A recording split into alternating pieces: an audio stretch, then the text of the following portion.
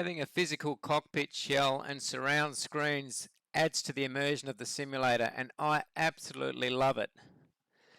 Unfortunately, the proximity of this cockpit shell to the side screens and somewhat into the front screen can be problematic.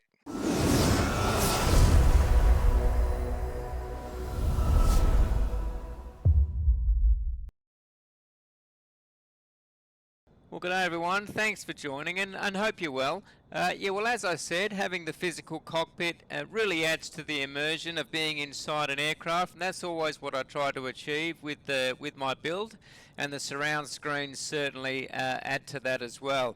But it does have its drawbacks, certainly in my build, and I want to share that with you. Basically, as you know, like if you look at this front screen right now, all of that, I guess, from a 55-inch monitor, the top half of the monitor is clearly visible. What you can't see there is what I can see as we disappear, as you disappear underneath the visors here. I can clearly see up to the top left-hand side of my screen, which is great. But as we all know, a lot of the activity happens in the bottom left-hand side of your screen when you're trying to change things, particularly in FS 2020 or in Windows or something like that. I have an operator station separately, and I need to obviously get back out to do that.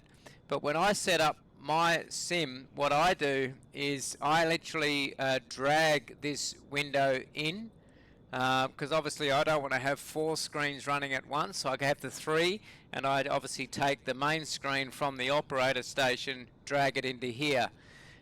So by doing that, that's fine. I'll drag it from the side screen over here and bring it across, and I'll do that initially just to set it up, and then spring it out as a windowed view, and it works perfectly.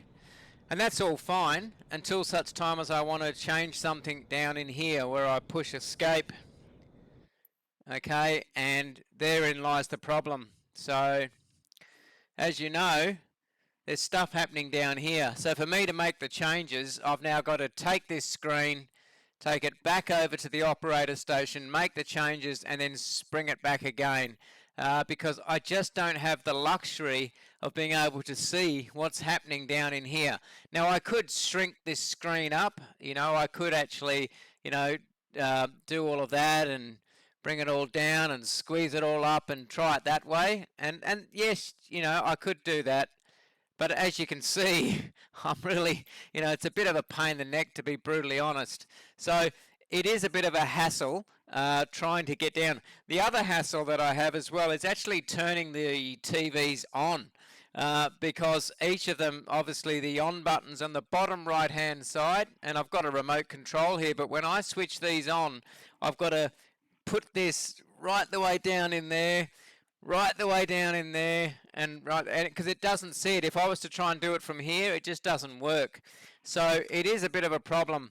The other issue that I face is for the actual TVs themselves, in terms of making some adjustments, so if I ever want to make a color adjustment, brightness adjustment, or something like that, because you can't see all of the screen, certainly on this one here, left-hand side, I can't see up in there. I can see the bottom, but I can't see anything up there. Conversely, on the front, I can't see anything down for the bottom half of this screen. So when you're trying to navigate through some of those buttons that you get, and obviously, your settings buttons down the TV, when you can't see it, it's really annoying. So you're having to try and, notwithstanding that you've got to also be holding the remote over like that to be able to actually get it to recognize. So, that can be a little bit problematic. It's a very short video, and it certainly doesn't change the concept of what I've built, because I really enjoy it. But I'm just, for you guys out there, be mindful of that. That if you've got, such a small proximity between your physical shell and your screens, and you're losing some of your screen because of the shell itself, then you may have some, what I would call, just slight impediments. No major flaws, but impediments. Anyway, just wanted to share that with you. Hope you're all well. Stay safe, and catch you on the next one. If you happen to like it, feel free to leave that like, hit the subscribe, tell your mates, all that sort of stuff, and I'll catch you in the next one.